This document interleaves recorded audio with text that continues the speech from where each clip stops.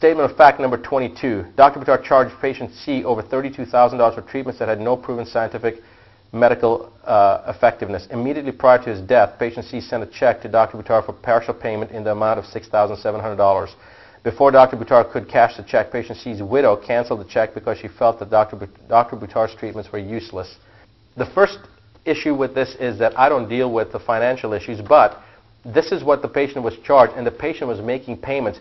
The wife of the patient, who never agreed with any of his treatments, who on at least 2 occasions that I was personally made aware of by the patient himself, because the wife did not support his decision to get these type of treatments, that this woman stopped payment on the check. It's interesting, the medical board said that they were charged $32,000. That's absolutely true, but that's not what we got. And the entire reason that this woman complained to the medical board was because she wanted that balance to be written off. She first canceled the check, and then when she was turning to collection, she said that if you don't stop the collection process, I will turn you over to the medical board. The medical board's job is to ensure the safety of a patient. They are not supposed to get into financial matters that have nothing to do with them. Their job is only to take care and protect the patient from any injustices that were done. This patient had decided that this is what they wanted.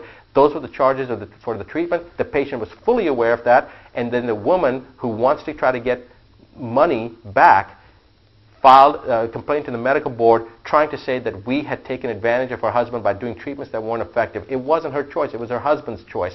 But the treatments were rendered, so why shouldn't they be paid for? And the medical board's trying to come up and say that this is taking advantage of somebody unnecessarily. This is fraudulent. Well, why don't they look at how many people die from chemotherapy and radiation therapy, and how many of those patients are paying exponentially hundreds of thousands of times of more what these patients paid, and how their quality of life just goes right down the tube. Why don't we look at that? Why don't they scrutinize that? Why is it that the American Cancer Society and the National Cancer Institute, according to Samuel Epstein, why are they the most profitable non-profit organizations posting profits of over $850, $900 million after all the research and all the stuff funding? Why is that? Don't you understand that if I am successful, or any doctor is successful at treating cancer and curing cancer and patients getting better, that no longer do they have to go through chemo and radiation, that we are a threat, that those patients, their existence is a threat to the hierarchy, because cancer is a major, major moneymaker for the medical profession.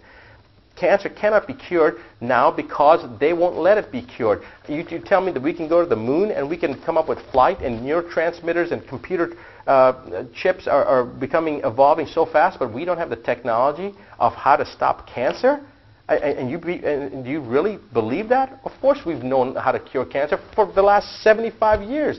Hoxsey, Rife, Kelly, all these different people that had done work and had shown that cancer can be cured were ostracized and demonized and destroyed. Because why? Because they threatened the system. They threatened the financial machine that's been created that feeds off of cancer. This is the same thing as coming up with an alternate fuel source. If we found a car right now that you could pour water into and that you could run, you think that person would be alive, or you think that information would be tolerated? Of course not. Because the system is dependent upon oil. And as soon as you start coming up with something different, it threatens the system, and that system has to now reinforce itself and eliminate that new innovative technology that promises a benefit and promises a better future for mankind.